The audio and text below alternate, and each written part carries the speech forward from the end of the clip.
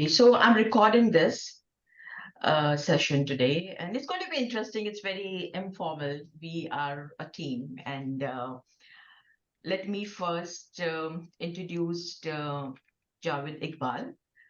Uh, you can say hi here, Mr. Javed. Hi, how are you guys? Uh, Javed ji, I want you to let us know about yourself, okay? A brief and little background of yours and how you started your career in real estate industry. How was the challenges and how you feel the market is today, and what are your feedback that in your future how we can cope up. First of all, hello everyone, and thank you very much for giving me this opportunity, and especially Simran ji and everyone, whoever is listening to us. So I really appreciate that. Sorry, I'm not formal today, just sitting in my backyard and talking to you guys on Sunday. So yeah, that's actually a very, I think, hopefully, if we're gonna hear everyone, so it will be very productive to share everyone's ideas and experience. So I will just share a couple of things. And but first of all, as Simranji said that I would share about my career. I'm in the industry from last 20 years.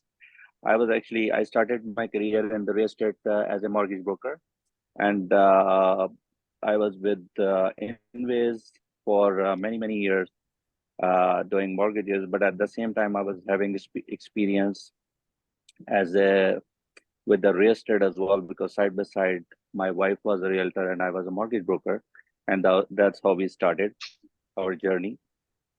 So I was not like learning everything about just a mortgage, because since having in the same roof, under the same roof, we both were working as a real estate and mortgage side by side. So that's why I can share with you guys a couple of my experiences in this line. And today, whatever the market, as Simran was asking, that what's happening in today's market, since I have seen actually in 2008, 2009 market as well, and today's market as well. And the people who are new in the industry, and that, I hear every day that, people just think that, I don't know what's going to happen to this market, and especially the interest rate. Honestly speaking, in 2002 and end of 2002 and 2003, I have seen the people had mortgages at easy 9%, 8%. And even before that, before I started my career, before that, I heard from the different realtors and lawyers that people used to pay at the 13 and 14% interest rate as well. So it's those who are in the industry from long time. It's not a surprise. It's not a new thing. It's been in the Canadian market, all these interest rates ups and down, and especially the real estate. But since the at that time, obviously the difference today and that time is that mortgages were very small, and then industry overall the market was very small, because there were not much population as we have today, and comparing considering the as a real estate market, there were not much buyers at that time. So today we have a bigger market. Many houses are selling, many condos are selling, and at that time there was not much comparison to today's market. So considering today's interest rate and stuff like that, so these are just I would say it's a temporary situation because of inflation, and we all know that whatever we've been through from after COVID, and demand and supply and shortfall of the supply industry, supply chain issues, whatever we face because of that. So I think this is all happening, especially the inflation market. So eventually, everything gonna be settled down once the inflation is under control. So we are hoping for the best. Uh, there was the like the That's my assessment. Again, we will once we listen to everyone, we will have more idea what you guys think about today's market, and especially Simranji has a lot of experience in this one. She will also share some ideas with us. But the main topic which I wanted to share with you guys today is, everyone hearing okay? Can you guys hear me properly, or I'm just You can hear. Yeah. Good. Yeah, we can hear you, John. Go ahead. okay? Okay, perfect. I just wanted to make sure that everyone can hear. I shouldn't be the only one who's just talking. No, there are a number of people over here. Okay, great. So, what I wanted to share with you guys about it's the same related topic about the today's financing condition and the mortgage condition. So, I wanted to share about my experience about the pre-approval of the mortgage. So, how important that one is, and especially today's the dynamic market, and especially today's the rapidly changing market in the interest rates, and then and the prices. So since whenever the interest rate hike is there, so obviously prices are going either they're gonna freeze, or they're gonna start going down. Hi, did you guys? Did anyone ask anything?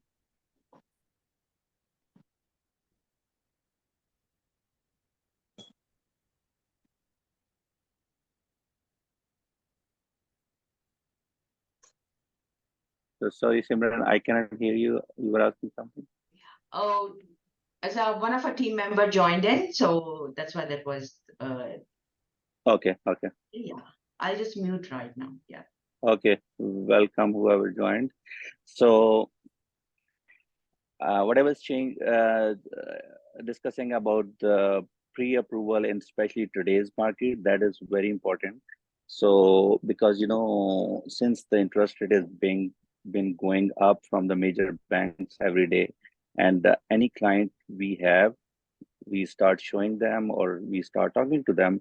So first of all, we just should give them idea about today's situation and today's market, and that we should encourage them to have a pre-approve their mortgage, whatever uh, property price they are looking for, or whatever loan amount or the mortgage amount they are looking for.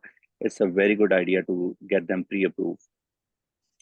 So I can share you guys one of my experience, which was in 2015, about the importance of the pre-approval. What exactly happened? So we put an offer for one of my client in the beaches area, and we bought the property for them. So there was a long closing at that time. Property prices were not that crazy as we see today. So it was just a $525,000 prop bungalow in the beaches area, and the buyer, when they bought it, so they did not had a pre-approval initially, but it was a longer closing, and they said that's fine. I said that since you guys already bought it, so let's get the approval done. They got the approval done. It was mortgage was approved. Everything was fine from TD Bank, but at that time also rates were towards upward.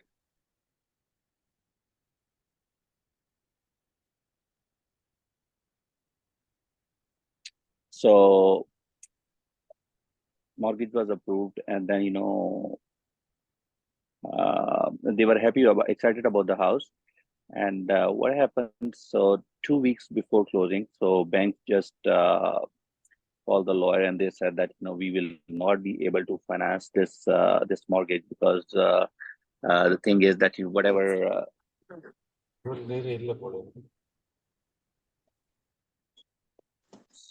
Sorry, did you guys ask anything? Anyone has a question? Okay, I'll continue.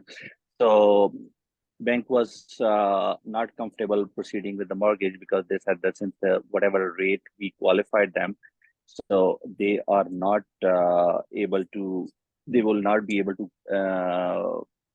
afford this mortgage. So that's why we would suggest you guys that still you guys have 2 to 3 weeks in closing, so you guys can try somewhere else. And they just, obviously it was last minute as compared to we had a closing for approval from last 3 months.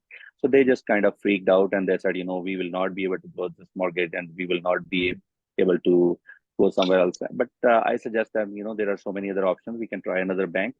And so other thing is, and if even if you don't get a mortgage from the regular bank, there are some private options as well. But it's that we need 2 to 3 days to discuss with the family and stuff like that. Finally, after discussing with the whole family, they said we decided not to buy this house. So, and it was surprise for us and the lawyer as well that why you guys are making that big decision, and they only had $20,000 deposit on that, and they said we are even prepared to lose that deposit because we changed our mind. We since the regular bank wherever we considered that we're gonna get the mortgage if they are not willing to proceed, so we have changed our mind. But anyways, they were ready to and prepared to see all the consequences and everything.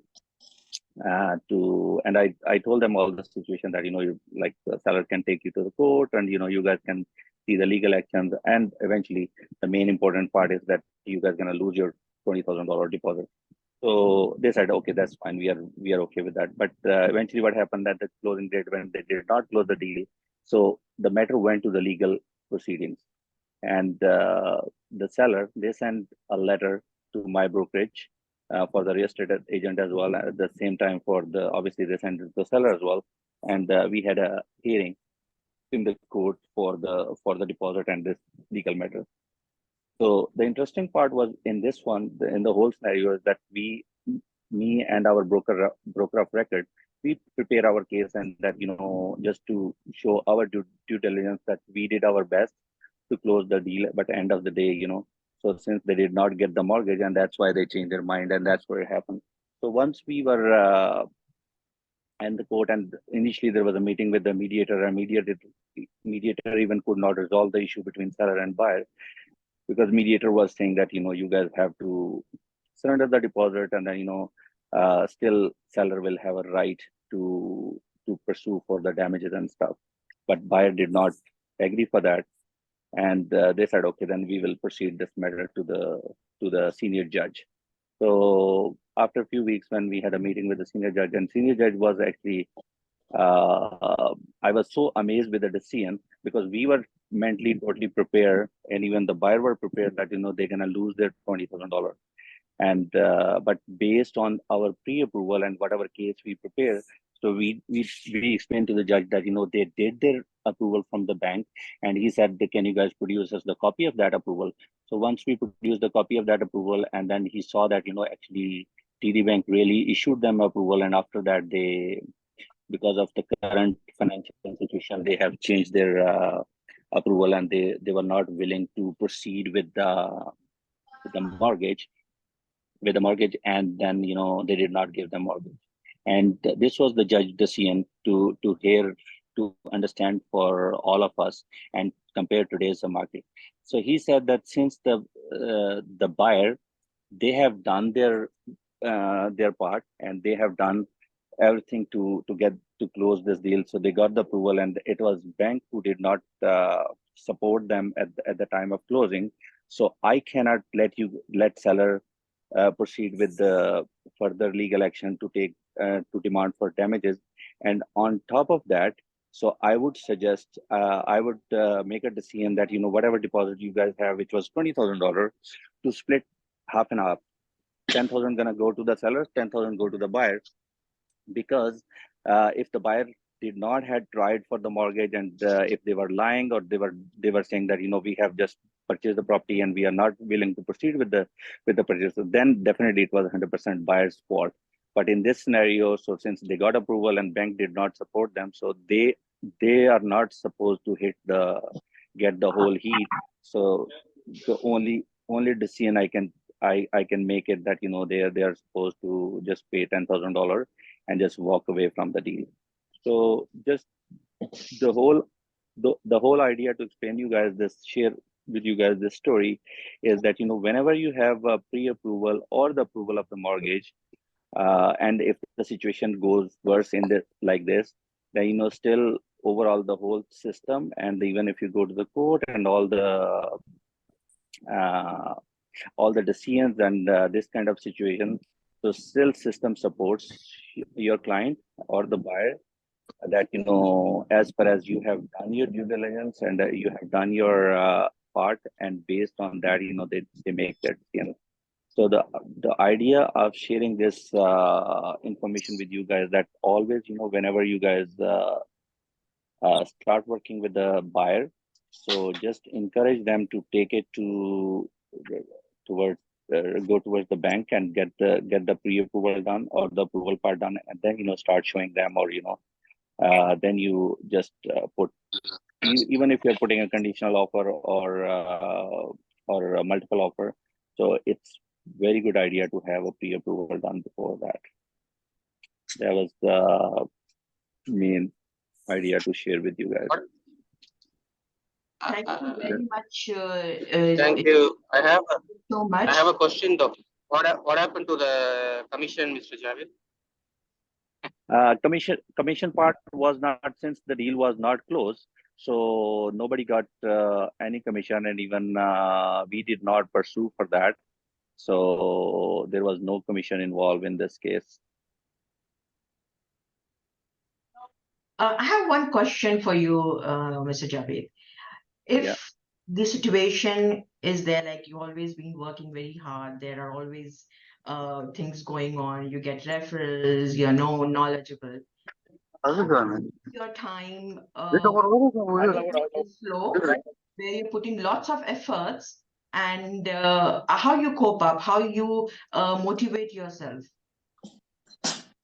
Sorry, you were cutting off. Somebody else was talking. So can you repeat? Yeah, my question for you is that, like, you're working hard, you have been in the industry for a very long time. There are ups and downs, lows and highs.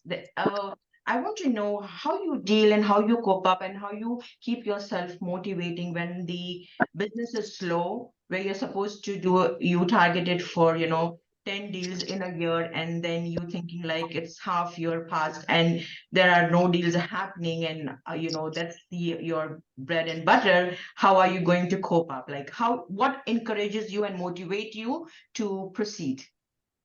Okay, so first of all, I appreciate that. It's a very good question, and honestly, I think about this kind of situation, discuss with my family, as with my wife or family as well. That all we are, whoever is listening, I don't know, everybody has a situation, and then everybody is like is coming from this different part of line of business.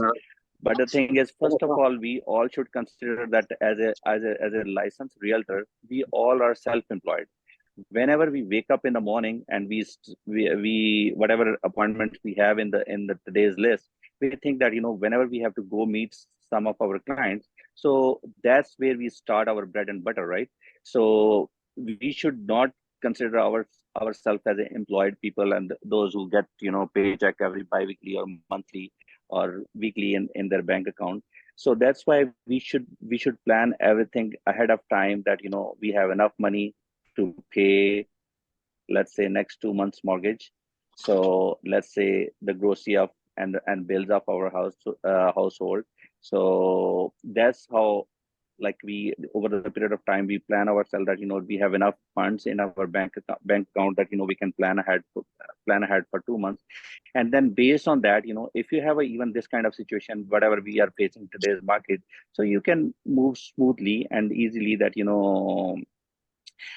as far as you are okay with your bills and mortgages and all those things for next 2 months. And then if this kind of ups and downs comes in your way, that you can just keep working and keep moving forward. For example, if these things happen, you freak out in this kind of market when you're just going paycheck to paycheck, and then you think, oh, suddenly market went down, now what are you going to do next month, how are you going to pay your bill? So then in that situation, you make your wrong decision, you get upset with your clients. Even if you have some mature client, you just get panic and just start pushing them. For example, if you're working with a buyer and you start pushing them to just buy it quickly, or try to push them to sell something which is not suitable for them. So because basically it's not buyer's fault, they are not buying, it's basically it's our situation which is pushing us to to buy a house for them. So I would suggest, and I would strongly recommend, which is a learning lesson for all of us today's market, that we should prepare ourselves ahead of time. Thank you very much. That was a very awesome insight, and I hope like everybody took some kind of an inspiration from this. And any of our agents, how realtors, has some questions for Mr. Javed?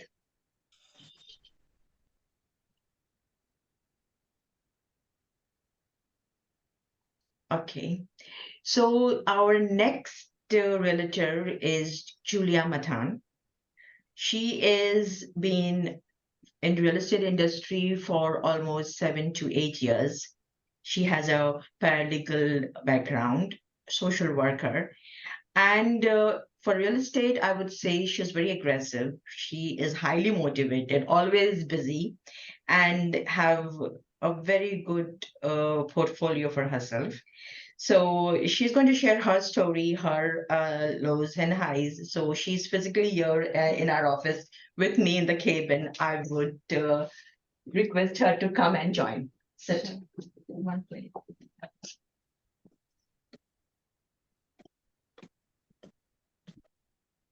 So here is Julia. Hi everyone. Nice to see you all. Thank you, Hello. Sim. Thank you, Sim, for the beautiful introduction. Just say thank you, and also thank you for the opportunity. So I hope you all can hear clearly, right? I want to share some stories in my real estate career. I just want to share some stories. I always tell people, even though we put sold over asking, we do all that, but it's a very tough journey. It's not easy. It's a difficult journey that we all go through. We go through very high stress. If you see anybody, like, we go high stress. I want to particularly talk about one situation. Like, I'm going to share a few stories. The first one is, y'all can hear properly, right? Good? Yes, we can hear you. Good. Okay. So the first story was, I got a nice 3,500 square feet Ajax, in Oshawa, almost like a newer property. I was trying to get it to my client. That was their second property they were getting it. So what happened was, at that time, like 2 years back, the market was a bit slow down. So we can ask for a condition, like a mortgage condition. So what happened was, then I put 5 days. It didn't work out. The seller was very firm that the approval has to be there. So even I want the approval to be there, of course, definitely, but we wanted to get that in hand. Then 7th day went, 8th day went. We didn't get the approval in hand. So now everybody panicked. And then, so I was working with the buyer. The seller said, we are not going to give any extension. So we asked for 1 day extension. It was overwhelming to all of us. The seller said no more. The seller's agent said no more extension. The deal is done on that day. So I just thought about it. What can I do? So what I did was, I prepared 2 papers, one for a mutual release, the other one for a 1 day extension. And then I sent both to the agent. I would have easily sent the mutual release, but then I thought about it. I thought, let me send both. So I sent the mutual release and also 1 day extension. I sent it. I didn't hear. I was just waiting. The seller gave 1 day extension. So then we were able to firm up the deal, right? When you were going through all that process later on, even the closing date, because it was seller's name was there, we never knew anything about it, right?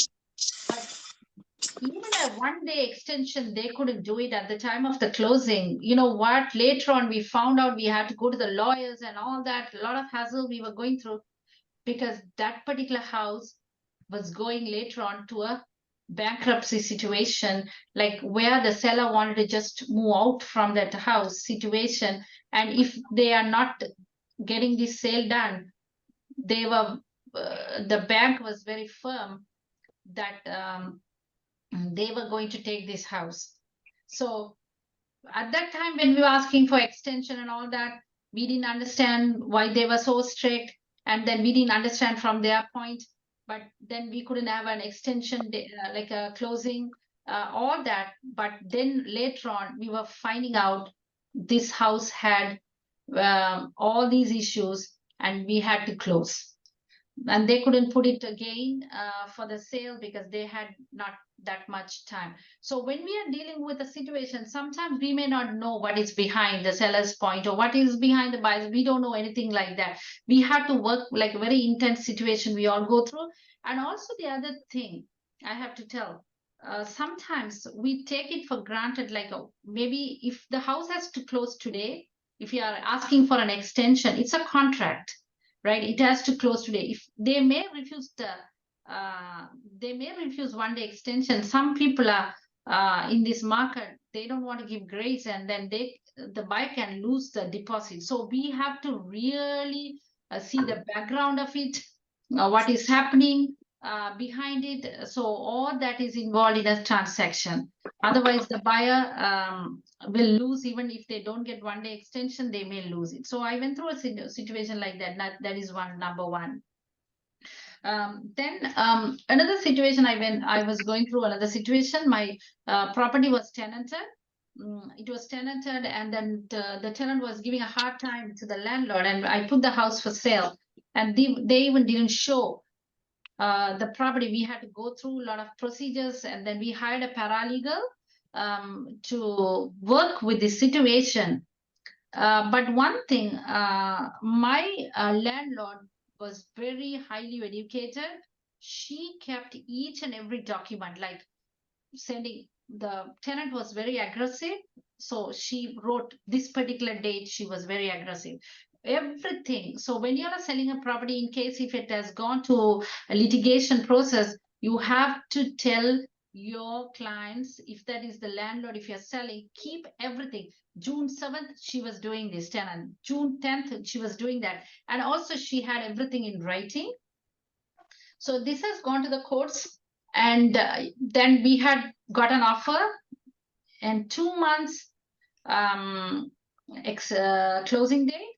But and the landlord's brother is also a lawyer.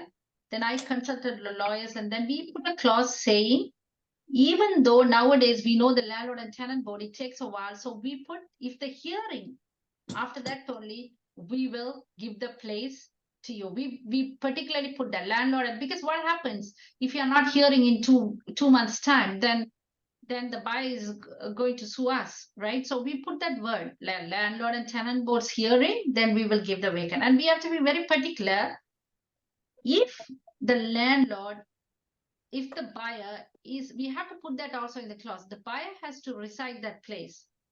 If the buyer is going to rent out for an investment purpose, then they have to consider the tenant who is living in there.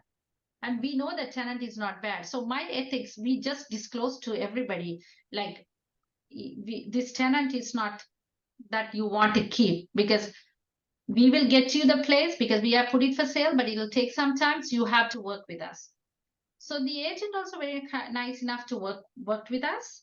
That is, then she had everything, eviction, we put landlord, but we didn't get a date for the board to hear.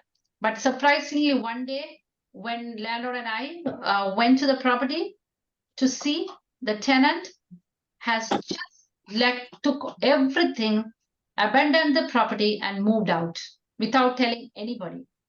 Within 2 months, it was a deal for us. So we were so happy. We didn't have to go to the landlord and tenant board for a hearing, because the tenant, because of the landlord kept everything, but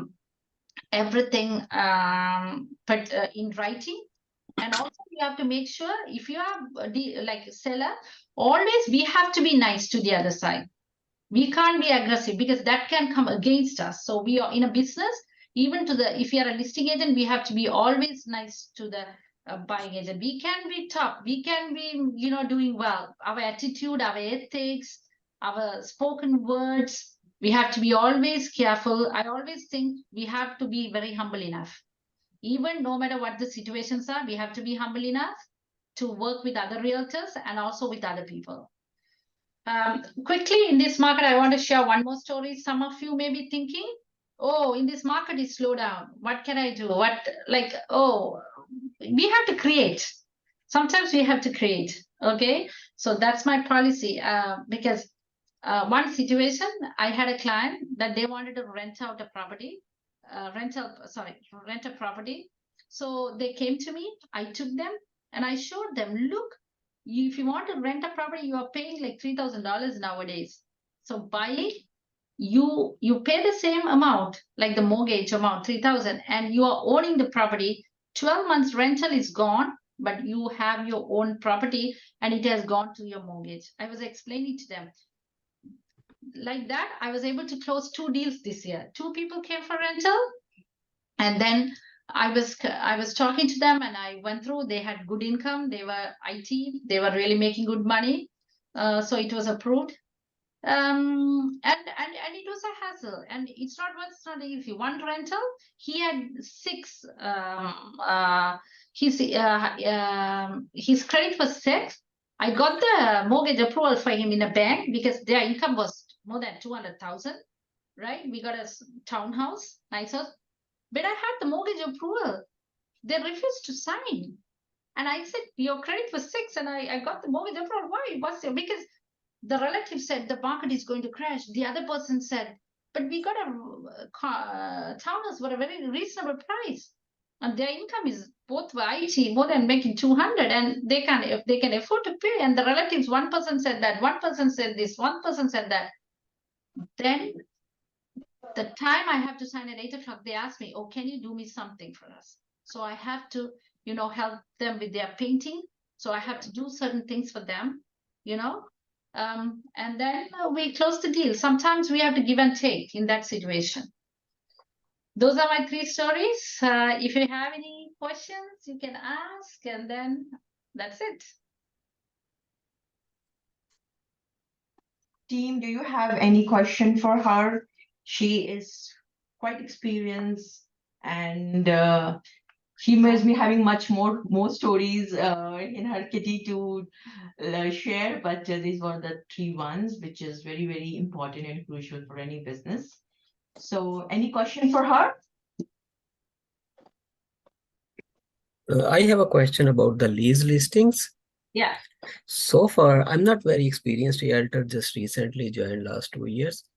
But so far, what I see from the listing agent for the lease listings, like if you came across this behavior as well, most of the time, I would say 60%, they take the listings, but looks like they are not happy with the less amount of the commission.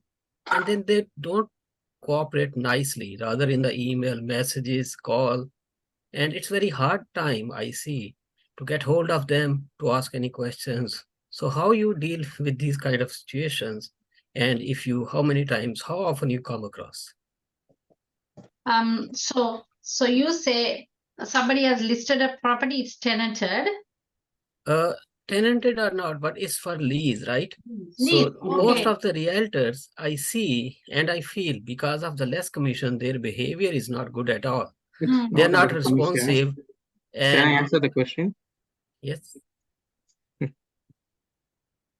Yeah. So, Rahat, so what happened? This is what I feel, right? In my real estate career, right? Even little things, we have to do the best. That's what I feel, right? Even if we are putting a property, lease property, we have to do the best, okay? Even in little things, we have to do the best. So, but I have seen that the same way what you have mentioned, I have seen in many leads. You know why some realtors are doing really well? They are getting 2.5 commission even for listings, and then they are getting good salary. His question is that he's putting lots of offers for lease, but the lease agent, they don't respond well. Yeah, that's what I'm saying. Yeah. So he's talking about particularly the lease. Yeah. So how do you cope up and make them work with you? And that's what I'm trying to explain their background. I'm trying to explain. So these are very top agents. They have sometimes these clients, they go back to them to put the lease. So they are not very, they just put it. Sometimes they don't even give their cell numbers there. Even the office number is there. So they don't even respond. They don't even call us back, right? Because they are very top agents, and they just put the lease and it's in the market. And sometimes the property has been leased, but sometimes I see it's still in the market, but they don't put lease. In that way, we can contact them, but then we have to just move on with the other leads, right? Pointless. You can try few times, but if you're not getting it, there are so many other properties we have to just move on. But I have seen that in my many times I have seen these leads property. Yes. Can I add to that question? Can I add a few more points to that? So, Raghav, so in that situation, right? So there are certain agents, they don't share their mobile number, but certainly they will share their email ID. What you can do, instead of you take the client and show to them the property, instead of that, you please email the documents upfront and ask whether they are okay with your client's documents or the profiles or credit report or whatever. Because why he is annoyed, he would have got like hundreds of calls, the student's profile or whatever, not good looking profile. A lot of fake profiles are happening nowadays. Even they are preparing the employment letter, they're fudging the credit report. There are so many things happen. When I listed one property, I got a lot of fake offer letters as such. So maybe he is annoyed with that. There are bad agents out there. So what you can do, avoid that. Just email them, ask them, wait for it. Mostly they will respond. And if he's doing a chairman producer or chairman award, that kind of guy, right? So for him this is nothing, but then this is his listing. But then he will respond to your emails instead of phone call. So if you have a like students profile, like 4 to 6 people, they are looking for a rental property. So generally I don't take them, but it's really hard to get them a house. So you need to take a call. What do you want to do actually in that sense? Yeah.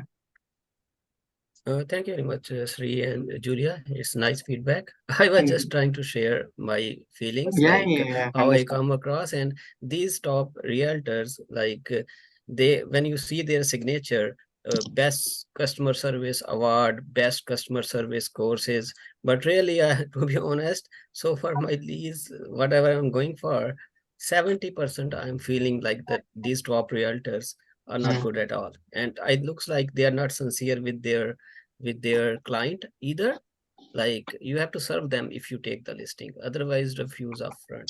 No, anyways, I'm okay. So thanks for the Yeah, we feedback can't, and we can't, we advices. can't police them, right? So it's their business. We can't police them and tell them Yeah, what needs to be done. Yeah, that's no, correct. this is my experience so far, Yeah, just yeah, to yeah, share. understood.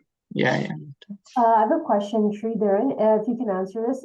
Would you give first preference to phone call or email? Like, do you want to connect with them through a phone call? And I will, because certain agents like to hear about your client profile for lease or even for before putting an offer, right? You have to talk to them to understand. Always you have to ask them this question, like do you need to tell anything about the listing? And is there any problem with the house, whether buying or a lease? You should ask them upfront. So that's when they open their mouth and they'll explain what is going on in the house or anything, right? If they are not disclosed to you, then in something goes wrong, you can sue them in the end of the day actually. So but then when you appraise them, right, about your client, what is their salary and credit report, so all that you are explained to them, then they'll have more confidence and then they will try to work with you and then we can close the deal easily. Yeah. okay, sounds good. Thank you. Yeah. So if you're looking for 5 to 6 property for the students, right, I will create a template with all their salary and then credit report. I'll just, anyhow, the email ID is going to only change, right? Your client profile is going to be the same, right? I copy and paste to the number of emails before going to show the property. Like you're going to show them, instead of you go around the city, show them 7 to 8 property, and then end of the day, you don't get anything materialized. Sometimes the lease listing won't get updated quite soon. They will take so much time to send the offer to the office or they deposit. So it takes time. Sometimes you go and show the property which is already leased. Instead of wasting time, right? You do this work so that your shortlisted list will be very perfect for your client as well. Then your job will be done as well, you know. Thank you so much. Yes.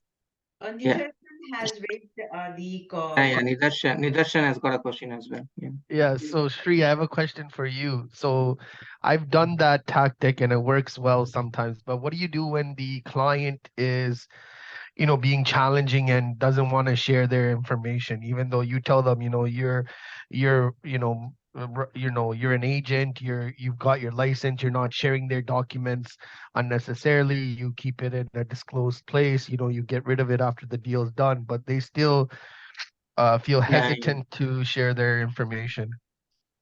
that's really hard actually. So yeah, Like, even if they are not sharing the document, but then you need to ask them upfront rough like credit report, right? Credit score, at least give us yes. the credit score, and then overall family income, like husband wife is working. So you can ask them a rough amount. You don't need to be specific how much dollar they are earning every month or every year. So you just give us the rough idea. So I'm going to write to him. So this will you have to tell them this will make the easy process for both you and me. Instead of wasting your time and my time, you're going to get a house Right. sooner, right? So that's what you need to educate them. Some people are tough. I come across, I'm going to share my story. So you're going to listen what I come across because of the mortgage details they didn't share with me. So I'm going to share that story. So, so that's what we need to do. Yeah. We need to educate them. Yeah. Yeah. Thank you. Yeah. No problem. You can get the just the value of the dollar and then send it to the agent, listing agent. Yeah, like I feel like sometimes when they're not willing to share their documentations, I say, fine, fill out the 410 rental application. Yeah, At yeah. least that gives That's me the all the best approach. information I Yes, need. yes. But sometimes they don't even fill that out, or it's then I have to go back and spoon feed from them. I'd be like, okay, give me your contacts, and it's like they don't fill out the landlord information. Then I'm like, if you don't fill this out, then when I submit it to an agent, they're going to be like, why aren't the landlord information filled out? And then it's a red flag to the listing agent who I'm trying to work with for Yeah, you, right? yeah, that's correct. So you send us a editable form, right? Yeah, I send them the editable form and then I go, listen, Yeah. I need the landlord information. Sometimes the clients that I deal with, I don't know, they don't fill out the information. Then I jump on a call with them and I fill it out for them. And tell them, send me the details through WhatsApp, whatever the case is, and I fill it out and then I make them sign it. But I That's feel correct. Yeah. that sometimes the amount of effort we put with leases, I was talking to Simran the other day. It's like you might as well put that amount of effort to finding a buyer and working with them. See, is okay. So depends, right? So if you have the pipeline, we call it as a pipeline in sales, right? So we have a pipeline of more buyers or the leads, which you are planning to convert them into a potential buyer in 6 months' time. Why not? You can do that. But in my case, I am new to the country, and then I don't have any known circle. Others, like for example, if your parents are here like 20, 30 years, you have your family circle. Nevertheless, like you have friend circle, you studied here, so you have a larger network than myself. So you have a larger potential to get the selling and buying for you, right? In my case, I have nothing in that case. So I only worked on the leases, and then those leases I'm doing a buying now. Actually, for the last 4, 5 years, that's what I'm doing actually. So it's all from the referral business. So it depends on you, but then if you have more buyers, please focus on them. This year I have not done much leases, only I'm focusing on the buying side. Given the scenario of the rental market gone high, right? So I realized that it's waste of time for me in a sense.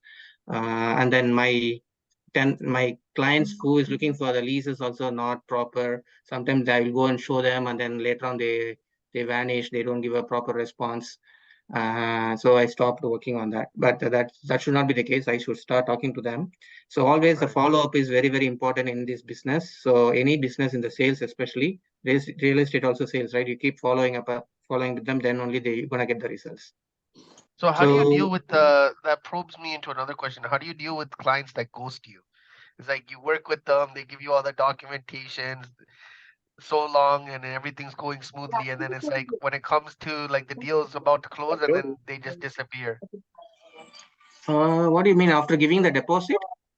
Not the deposit, like before giving the deposit, like they shared their information, you've gone and shown the property, everything's coming along, and now it comes to signing, and then you send the authentic sign, and then you're waiting for a response, and then they become unresponsive.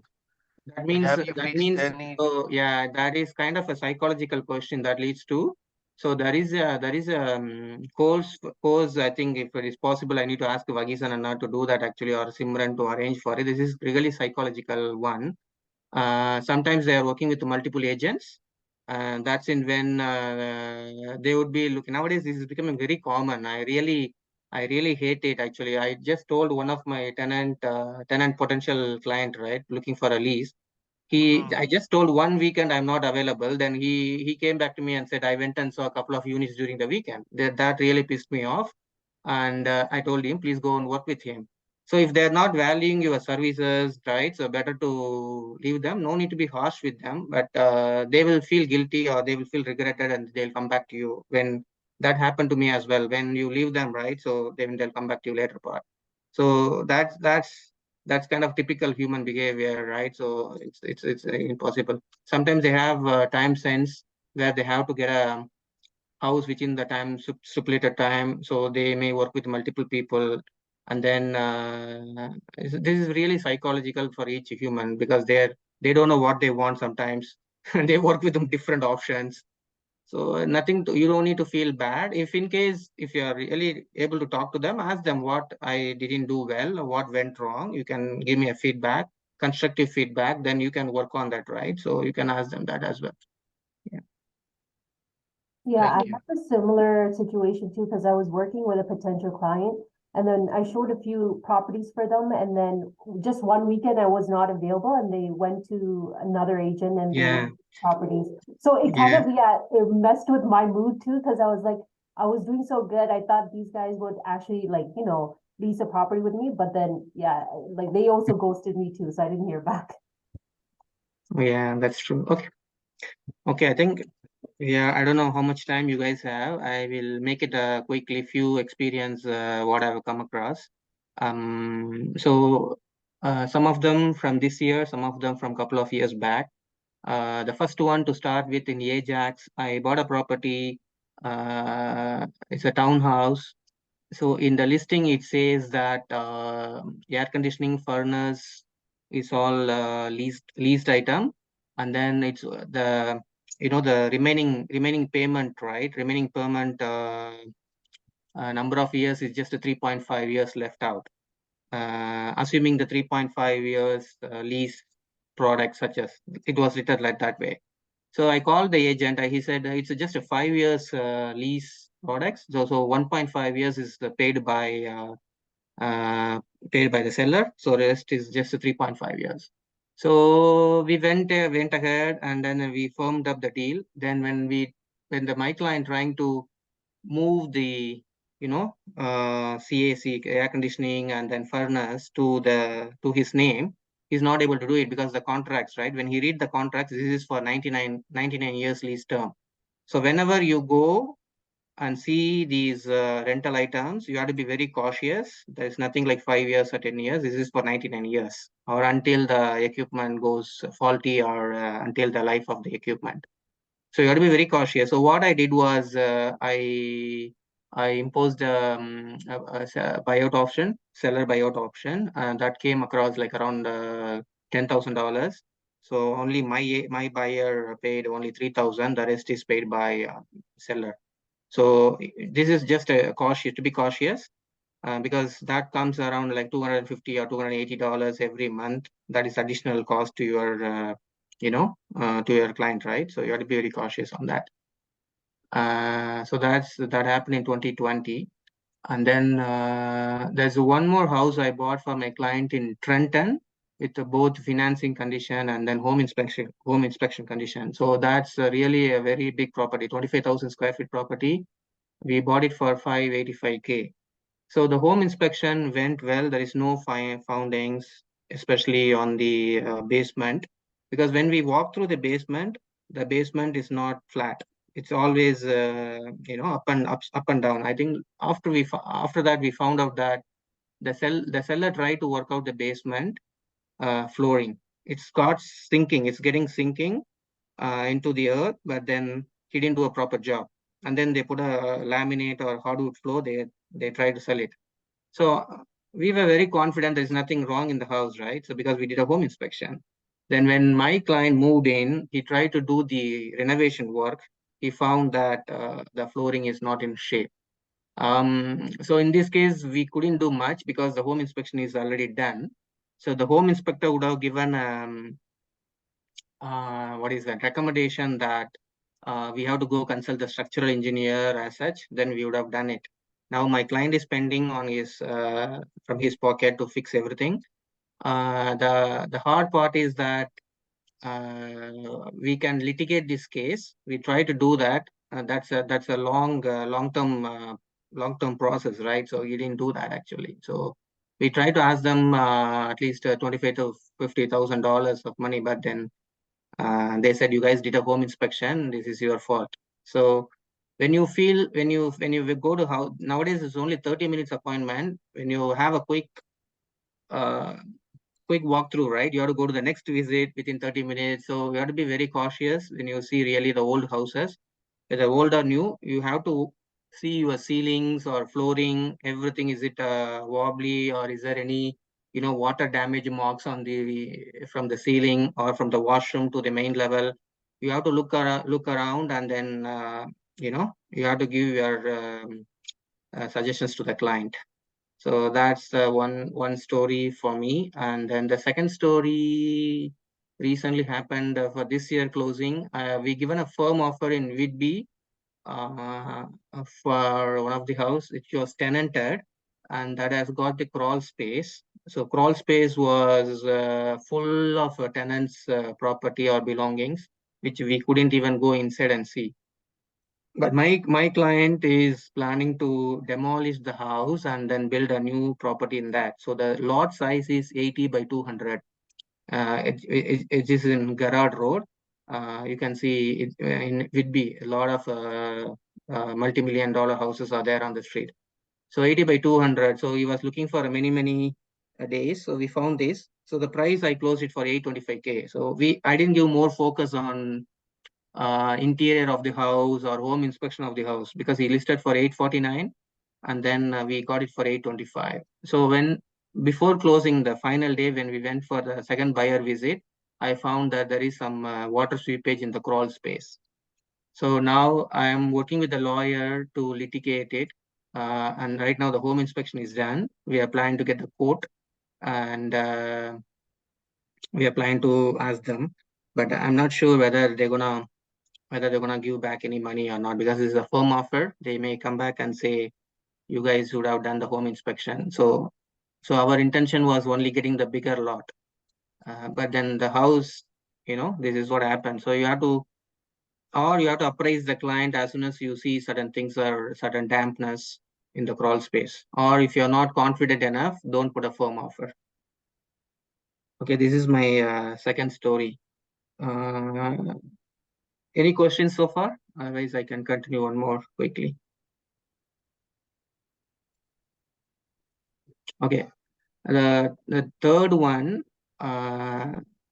the townhouse in 2022, Kennedy and Lawrence, it was selling like more than 1.15 million. That is the case actually. The townhouses, 3-story townhouses. So my client, I've asked them many times about their mortgage. Have you guys have approval? They haven't told me at all. They said everything is fine. They don't give me any clue, or they didn't give me any detail. Everything is fine. We have budget up to 1.2 to 1.3. So I was leased out. I was leased them 1 year before in the same street. They found a coming soon sign in the same street opposite to their house. They told me, we have to buy this house. We are really interested in this house. So I closed it. Tomorrow the property is coming to MLS, but then I closed 1 day before itself. And then they wanted to give 1.175. Okay. And then before closing, because that's a 90 days closing, we bought the property in March. So April, May, June, by the time when the 90 days coming, the market is totally shifted in 2022. Market was totally down, and then the interest rate has started to go up. So then I came to know before 2 weeks of closing that the appraisal is not coming through. Shortage by $75,000. That's a big shock for me. So I don't know what to do. And then I found out that they are planning to go for a second mortgage plus primary mortgage. So when the appraisal goes down, the secondary mortgage, right? Let's say your primary mortgage is for 900,000, remaining 275,000. Only they will pay you only 80% of in the second mortgage scenarios. So they have to borrow money in many places with lots and lots of interest. It's a stressful time for me and for them as well. So what I did was to get into the appraisal. So I sacrificed my commission, then the seller reduced another $25,000, and then somehow we brought it the price to 1.1, and then we closed the deal actually. So whenever the market is like peak, right? So you have to be very cautious, and appraisal is biggest issue. So even if you are if you are giving a firm offer and then you are giving over the market value for the house, you have to be very, very cautious. Okay, go ahead. Sorry, so yeah, I have a question regarding that last scenario.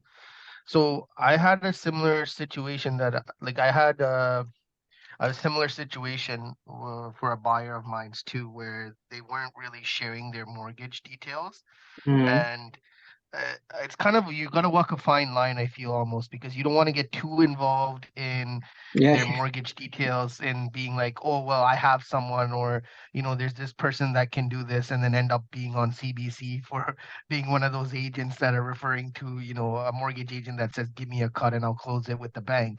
But at the same time, I'm concerned about my client and ensuring that they have the available funds secured. And every time I would talk to them, like, do you have a pre-approval, or do you have this? And then it came down to the wire where we were negotiating on price, and they put a ridiculously high price of 650. And I told them, this house is valued at this. In my personal opinion, I don't think you should go that high.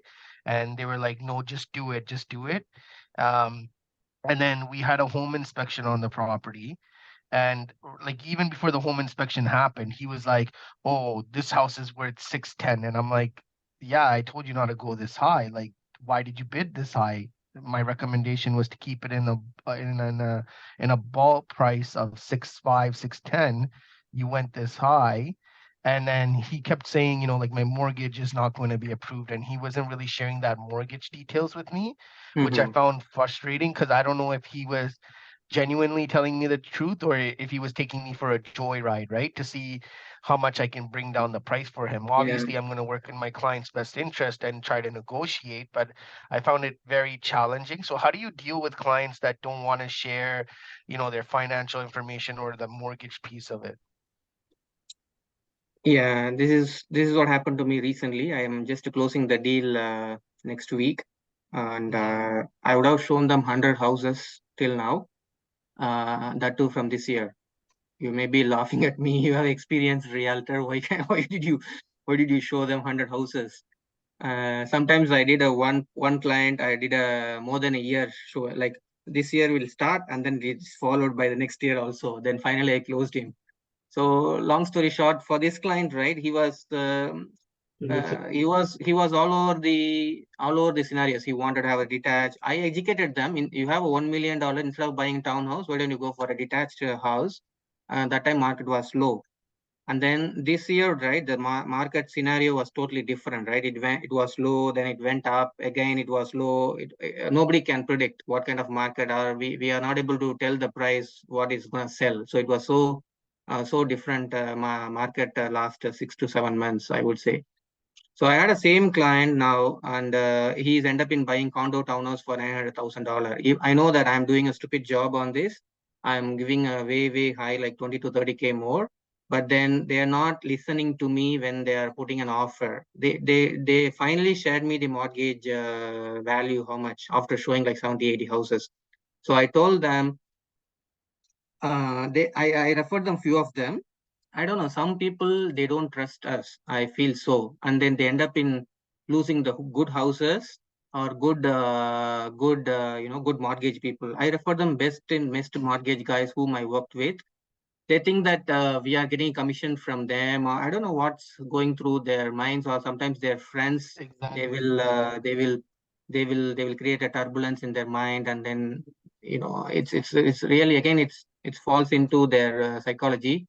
Yesterday I took them to the first visit. They're telling the mortgage agent or mortgage specialist from the TD bank, he's not so good.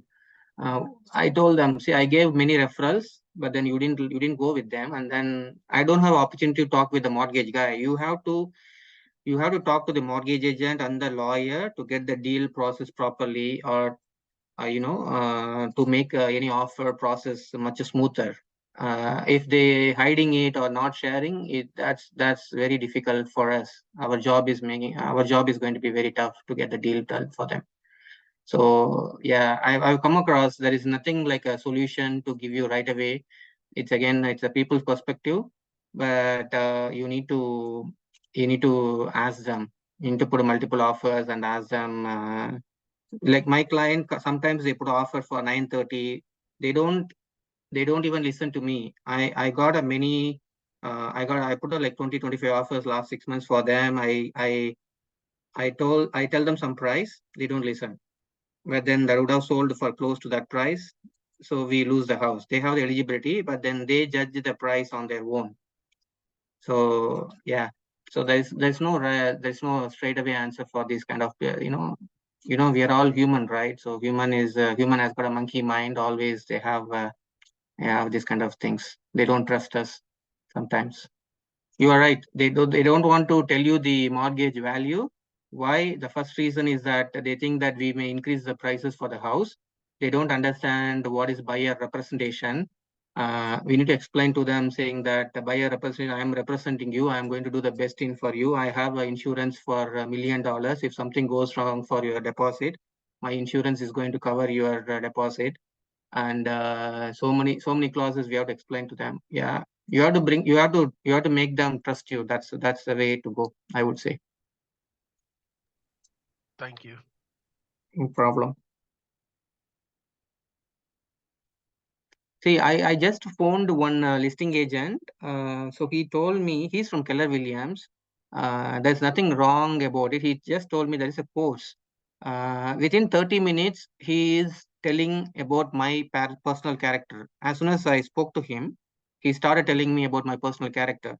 So I think in this field, you need to attend that course. I have not done that, but I'm just maybe asking Simran or somebody else to take it up. What course is this? Is this about psychologically understanding the buyer or seller? Mm. I think Sounds like an interesting woman, course that woman, would be woman or beneficial. ladies has got that quality very well. Like seriously, I'm telling you, I trust everybody 100%. As soon as they phone me, come and show me the house, I feel that they're gonna close the deal with me tomorrow. But that's Yeah. not the case.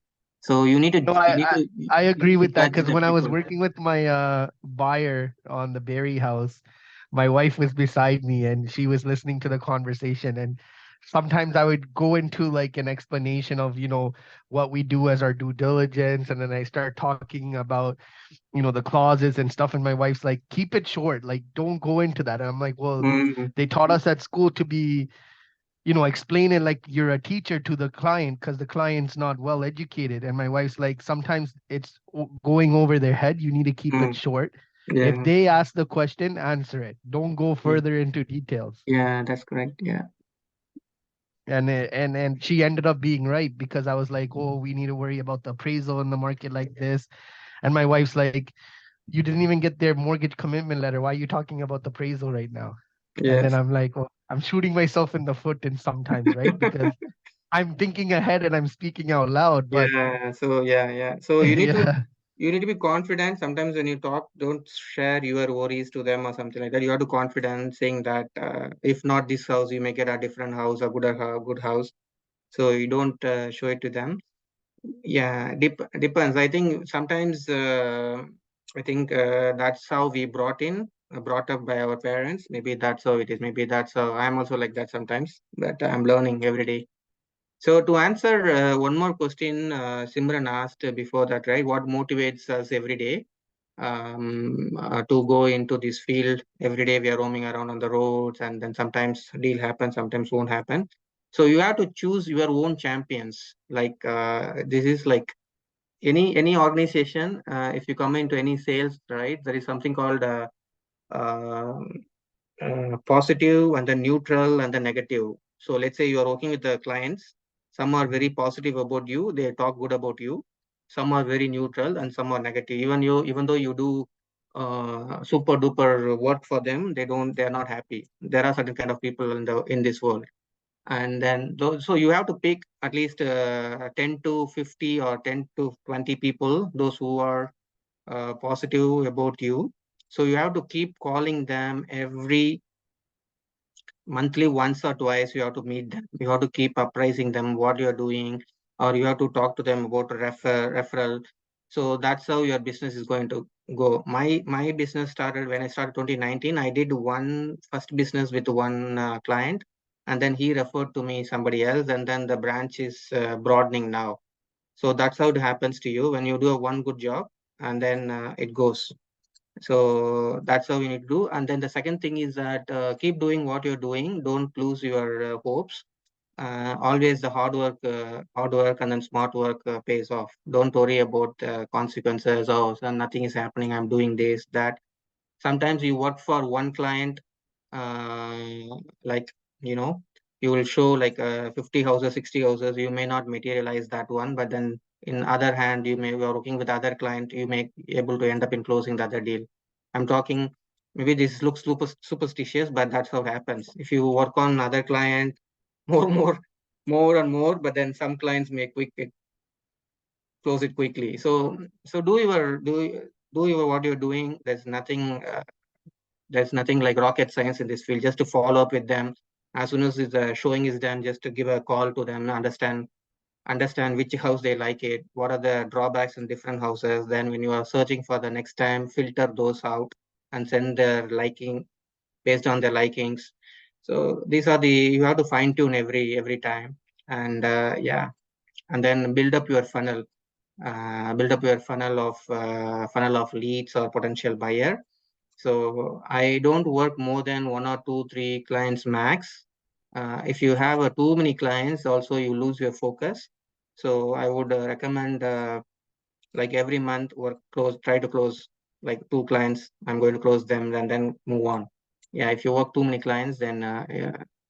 So to answer the question, Raga, think about like if you're putting a one or two listing in a month, you get like 100 calls in a day. They will keep calling. What is expected price? When are you offered? Even though everything is listed there in the MLS, they keep calling the listing agent. That's why some of the agents are not putting their mobile number. Yeah. So it's annoying for them, right? They're also human. They need some family time, right? So yeah. Okay. And then one more tip is that if you're putting an offer, just to Google the address. Google the address of the property. Sometimes they would be doing a spa or saloon services in the basement. You need to take it out once offer is firm. Before closing, they should remove that. Certain things can't be removed. Sometimes it's very difficult. Once it's gone into internet, right? It's really difficult. And yeah. That's it from my side.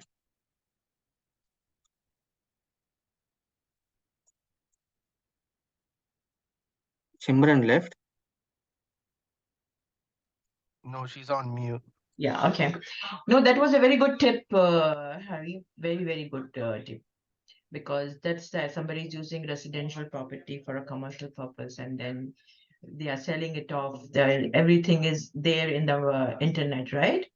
So, yes. Yeah. So, any further questions for Srihara?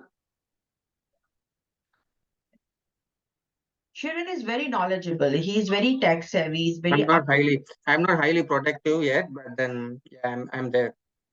so he always have the updated information, try to look for some kind of knowledge, and the psychological. It's a very good topic. I think that people should know about it. Yes. Any question for him, please shoot.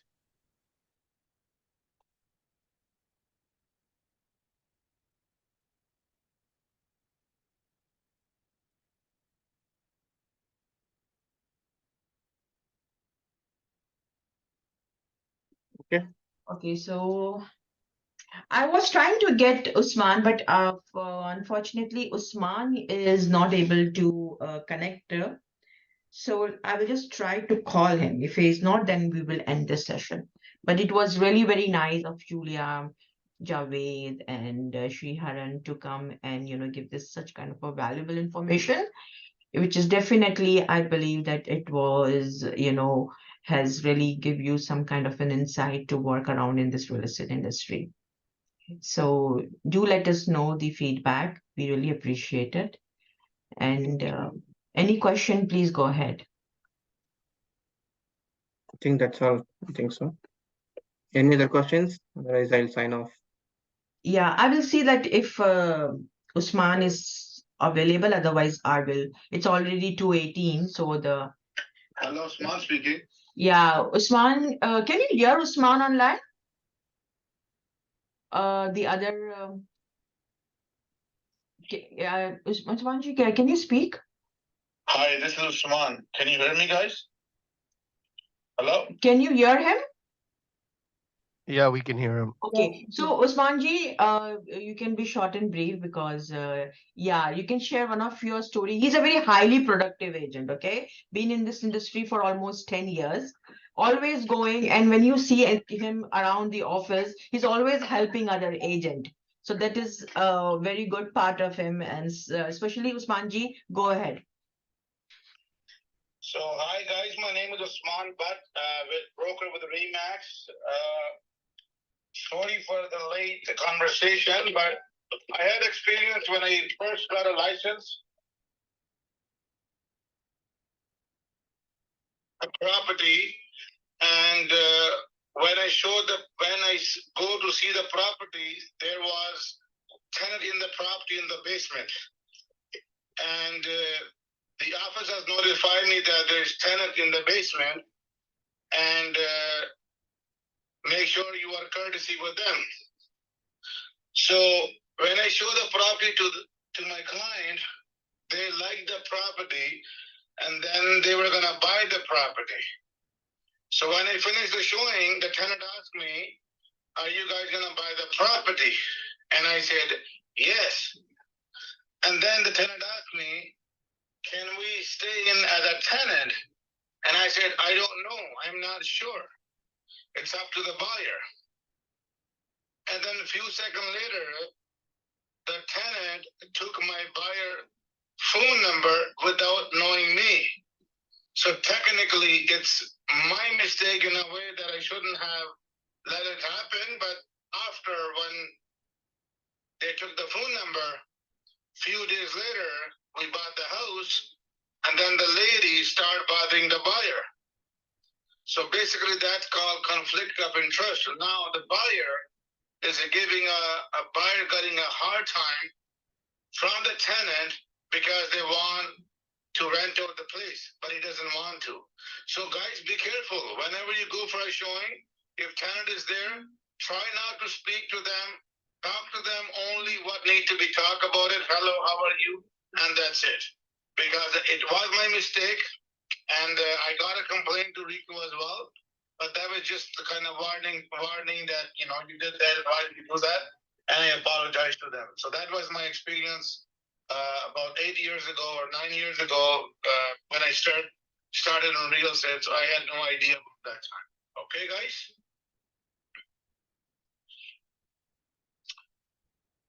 Okay, Simranji, you're good? Yeah, I'm good. Any question for him? Any question you guys have, guys? Okay, so I think they have no more further questions, and I will end the session. Thank you very much, Usman. Thank you, Simranji. I apologize for being late. I just Okay. was out of the range for the laptop. Otherwise, I would love to do a video call. Okay. It's your next session whenever you need me. I would love to do it again, no problem. I know you're busy, you're already open houses going on, but thank you for your time. I really appreciate it. Thank you. Thank you. Take care. Bye-bye. Okay, guys, thank you very much for attending. And even I have a couple of agents waiting for me outside. So this has been a long session, but very informative and very knowledgeable. I really appreciate all these realtors who came forward to share their stories. Thank you again, Javed Iqbal, Julia Matan, Usman Bhatt, and Shriharan Nagaraj. Thank you so much, and hope to see you soon. Bye-bye. Take care.